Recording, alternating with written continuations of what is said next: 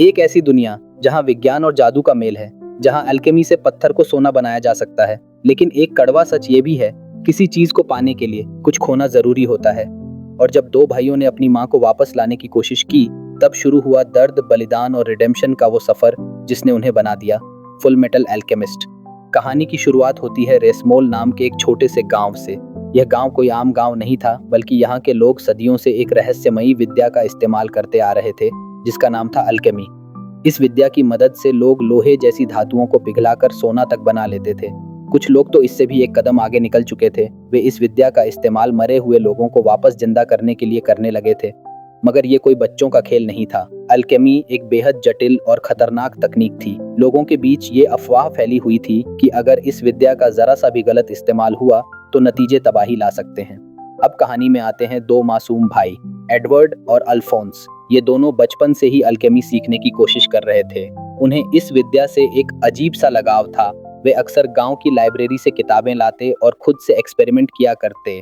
एक दिन उन्होंने किताबों में सीखा हुआ प्रयोग करके एक खिलौना बनाया। वह इतने खुश हुए कि उसे लेकर दौड़ते हुए अपनी माँ के पास पहुंचे और दिखाया। उनकी माँ बहुत खुश हुई और दोनों को गले से लगा लिया। सब कुछ बहुत अच्छा चल रहा था, पर यह खुशी ज्यादा देर टिक न सकी। जैसे ही दोनों भाई खेलने के लिए वापस मुड़े, अचानक उनकी माँ को दिल का दौरा पड़ा और उनकी वहीं मौत हो गई। इस घटना ने एडवर्ड और अल्फोंस की पूरी दुनिया हिला दी। दोनों के सिर से माँ का साया उठ गया और अब उनका इस दुनिया में कोई सहारा नहीं था। इस दर्द से टूट चुके दोनों भाई किसी भी हाल में अपनी माँ को खोना नहीं चाहते थे। तभी एडवर्ड के दिमाग में एक खतरनाक ख्याल आया। उसने अल्फोंस से कहा कि अगर वे अल्केमी की सबसे जटिल प्रक्रिया ह्यूमन ट्रांसम्यूटेशन का इस्तेमाल करें तो शायद वे अपनी माँ को फिर से जिंदा कर सकते हैं। अल्फोंस ने ट्रांसम्यूटेशन के बारे में कई डरावनी बातें सुनी थीं। उसने एडवर्ड को चेताया कि इस प्रक्रिया का अंजाम बहुत ही भयानक हो सकता है, लेकिन एडवर्ड पूरी तरह आत्मविश्वास से भरा हुआ था। उसने अपने भाई को समझाया, डर मत, हम कर लेंगे, हमें सिर्फ खुद पर भरोसा रखना है। इसके बाद दोनों भाइयों ने अपनी माँ को वापस लाने के लिए इस अलौकिक प्रक्रिया की तैयारी शुरू कर दी। उन्होंने किताब में लिखे सभी जरूरी सामान को इकट्ठा किया और एक खास जादुई गोले के बीच रख दिया, जिसे ट्रांसम्यूटेशन सर्कल कहा जाता है। जैसे ही उन्होंने मंत्र पढ़ने शुरू किए, उस सर्कल से अचानक ऊर्जा की तेज लहरें निकलने लगीं। कुछ ही पलों में वहां एक भयानक बवंडर बन गया। दोनों भाइयों को तभी समझ आ गया कि कुछ गड़बड़ हो चुकी है, लेकिन अब बहुत देर हो चुकी थी। वह जादुई बवंडर पूरे घर को तबाह कर चुका था। इस घटना के 20 साल बाद की कहानी में हम देखते हैं कि एडवर्ड अब जवान हो चुका है। उसे एक रहस्यमयी मोंक का पीछा करते हुए दिखाया जाता है, जिसके पास एक लाल पत्थर होता है। कहा जाता है कि इस पत्थर की मदद से बिना किसी सामग्री के भी अल्केमी की जा सकती है। जैसे ही एडवर्ड मोंक को पकड़ने ही वाला होता है, वह मोंक उसी पत्थर से बड़े बड़े पिलर बनाकर एडवर्ड पर हमला कर देता है। एडवर्ड किसी तरह जान बचाकर पीछे हटता है, लेकिन मोंक वहीं नहीं रुकता। वो पाताल से खतरनाक मॉन्स्टर्स को बुला लेता है और उन्हें एडवर्ड के पीछे छोड़ देता है। उसी समय एडवर्ड अपनी अल्केमिस्ट स्टाफ यानी जादुई छड़ी निकालता है और तब पता चलता है कि अब वह एक मास्टर अल्केमिस्ट बन चुका है। लड़ाई शुरू होती है और तभी वहां एक भारी भरकम रोबोट जैसा शख्स पहुंचता है, जो इन मॉन्स्टर्स को एक एक करके उठाकर जमीन पर पटक देता है। वह इतना ताकतवर होता है कि दुश्मन उसके सामने टिक ही नहीं पाते। मगर तभी उसका हेलमेट गिरता है और चौंकाने वाली बात सामने आती है। उस रोबोट के अंदर न तो कोई सिर था और न ही शरीर। अब सच्चाई सामने आती है। वह रोबोट जैसा शख्स कोई और नहीं बल्कि एडवर्ड का छोटा भाई अल्फोंस था, जिसकी आत्मा एक लोहे के बख्तरबंद शरीर में कैद थी। वहीं दूसरी ओर एडवर्ड भी बाकी मॉन्स्टर्स को खत्म कर देता है। हम देखते हैं कि एडवर्ड के शरीर में भी अब लोहे के हाथ और पैर लगे हुए हैं और इसी वजह से लोग उसे कहते हैं फुल मेटल अल्केमिस्ट। मोंक अब डर के मारे भागने की कोशिश करता है, लेकिन एडवर्ड उसे पकड़ लेता है और अपने लोहे के मुक्के से वार करता है। मोंक के हाथ से वो लाल पत्थर जमीन पर गिर जाता है। एडवर्ड को लगता है कि उसकी सालों की मेहनत अब रंग लाई है। शायद ये वही पारस पत्थर है जिसे वो खोज रहा था। मगर तभी कर्नल मस्टैंग अपनी फौज के साथ पहुंचता है। वह मोंक और एडवर्ड दोनों को गिरफ्तार कर लेता है। एडवर्ड गिड़गिड़ाकर पत्थर की भीख मांगता है, लेकिन मस्टैंग उस पत्थर को अपनी उंगली से मसलकर भस्म कर देता है और बताता है कि यह पत्थर नकली है। ये सुनकर एडवर्ड पूरी तरह टूट जाता है। उसकी आंखों में निराशा साफ झलकती है। अल्फोंस, जो अब एक बख्तरबंद शरीर में कैद है, अपने बड़े भाई को दिलासा देने की कोशिश करता है। वह कहता है कि अभी सफर खत्म नहीं हुआ है, लेकिन तभी मोंक, जो अब भी चालाक था, मौके का फायदा उठाकर फौजियों के चंगुल से भाग निकलता है। एडवर्ड और बाकी सभी जब मिलिट्री बेस पहुंचे तो कर्नल मस्टैंग ने सबको साफ शब्दों में बताया कि पारस पत्थर जैसा कुछ असल में होता ही नहीं। जो पत्थर मोंक के पास था वह असली नहीं था, वो सिर्फ मोंक की अपनी अलौकिक शक्तियों की वजह से जादू जैसा प्रतीत हो रहा था। लेकिन एडवर्ड इस बात को मानने को तैयार नहीं था। उसे पूरा यकीन था कि पारस पत्थर कहीं न कहीं जरूर मौजूद है और अगर वो कोशिश करता रहेगा तो एक न एक दिन उसे वो मिल जाएगा। दरअसल एडवर्ड की पारस पत्थर को पाने की चाहत सिर्फ लालच नहीं थी, उसका मकसद था अपने खोए हुए हाथ पैर वापस पाना और सबसे जरूरी अपने छोटे भाई अल्फोंस का पूरा शरीर वापस लाना। उसे उम्मीद थी कि इस पत्थर की मदद से वो सब कुछ ठीक कर सकेगा जो उनकी एक गलती ने तबाह कर दिया था। मिलिट्री बेस से बाहर निकलते वक्त एडवर्ड की मुलाकात उसकी बचपन की दोस्त विनरी से होती है। विनरी को एडवर्ड के मिशन के बारे में पता चल चुका था और जब उसने असली कहानी सुनी तो उसने भी आगे आकर मदद करने की ठान ली। विनरी ने साफ कहा कि अब वो भी एडवर्ड और अल्फोंस के साथ मिलकर पारस पत्थर की तलाश में शामिल होगी। दूसरी ओर मोंक, जो कि मिलिट्री की गिरफ्त से बच निकला था, एक गुप्त कमरे में पहुंचता है। वहां उसका इंतजार कर रहे थे 3 खतरनाक और रहस्यमयी गैंगस्टर, लस्ट, एनवी और ग्लूट। लस्ट इस ग्रुप की लीडर थी, एक खतरनाक और तेज महिला। एनवी एक लंबी चालाक लड़की थी जो किसी का भी रूप बदल सकती थी, और ग्लूट एक ऐसा प्राणी जो किसी भी चीज को चबा सकता था। लस्ट ने मोंक को एक काम सौंपा था जो वो पूरा नहीं कर पाया था। उसकी नाकामी से नाराज लस्ट ने अपने हाथों को लंबा करके जादू से उसका गला घोंट दिया और उसे मौत के घाट उतार दिया। मरते ही ग्लूट ने उसकी लाश को नोच नोच कर खा लिया। उधर एडवर्ड नींद में था, लेकिन उसका दिमाग 20 साल पुरानी घटना की यादों में खोया हुआ था, जब उनका अल्केमी एक्सपेरिमेंट बुरी तरह फेल हो गया था। उसे याद आया कि उस दिन जब सब तबाह हुआ था तो अचानक उसे किसी रहस्यमयी दरवाजे पर ले जाया गया था, जिसे सत्य का द्वार कहा जाता है। कहा जाता है कि इस दरवाजे के पार पूरा ब्रह्मांड का ज्ञान छिपा होता है। जैसे ही दरवाजा खुला, 2 भयानक काले हाथ एडवर्ड को अंदर खींच ले गए। वह अचानक खुद को ब्रह्मांड में तेजी से उड़ता हुआ पाता है। इस रहस्यमयी उड़ान के दौरान उसे एक झलक अपनी माँ की दिखाई देती है। वह उन्हें छूने की कोशिश करता है, मगर अगले ही पल वह फिर से उस दरवाजे के बाहर आ जाता है। अब एडवर्ड को एल्केमी का पूर्ण ज्ञान प्राप्त हो चुका था। उसे अब किसी किताब की जरूरत नहीं थी, वो अब अल्केमी को खुद समझ चुका था। इसी दौरान एक धुएं जैसी आकृति उसके सामने आती है और खुद को भगवान कहती है। वह कहती है, अगर कोई मरे हुए इंसान को वापस लाना चाहता है तो उसे बदले में अपने शरीर का कोई हिस्सा बलिदान करना होगा। अपनी माँ को वापस लाने की जिद में एडवर्ड इस सौदे के लिए तैयार हो जाता है। भगवान उसकी एक टांग ले लेता है। जब एडवर्ड की आंख खुलती है तो वह अपने ही घर में होता है। सब कुछ वैसा ही है, मगर उसका एक पैर कट चुका होता है। और सबसे बड़ा झटका उसे तब लगता है जब उसे पता चलता है कि उसका भाई अल्फोंस कहीं नजर नहीं आ रहा। तभी उसे एहसास होता है अल्फोंस ने माँ को वापस लाने की कोशिश में खुद को कुर्बान कर दिया। एडवर्ड एक बार फिर उसी जगह पहुंचता है जहां उसने और अल्फोंस ने अपनी माँ को जिंदा करने का प्रयोग किया था, लेकिन वहां जो दिखता है वो उसे अंदर तक झकझोर देता है। वहां एक काले धुएं से बना एक डरावना प्राणी खड़ा होता है जो उसकी माँ बिल्कुल भी नहीं थी। अब एडवर्ड का सपना चकनाचूर हो चुका था। उसका एक पैर कट चुका था, माँ वापस नहीं आई और उसका भाई भी कहीं नहीं था। ये सब देखकर वो गुस्से और दुख से भर जाता है। गुस्से में तिलमिलाता एडवर्ड पास खड़े एक लोहे के बख्तरबंद से टकराता है और तभी उसे एक आखिरी उम्मीद दिखती है। वह दोबारा ट्रांसम्यूटेशन सर्कल बनाता है और फिर से अल्केमी का प्रयोग शुरू करता है, इस बार अपने भाई अल्फोंस को वापस लाने के लिए। एक बार फिर वो सत्य के दरवाजे के सामने पहुंच जाता है जहां भगवान पहले से उसका इंतजार कर रहे होते हैं। मगर इस बार सौदा अलग था। अपने भाई की आत्मा को वापस लाने के लिए भगवान एडवर्ड का दूसरा पैर भी ले लेता है।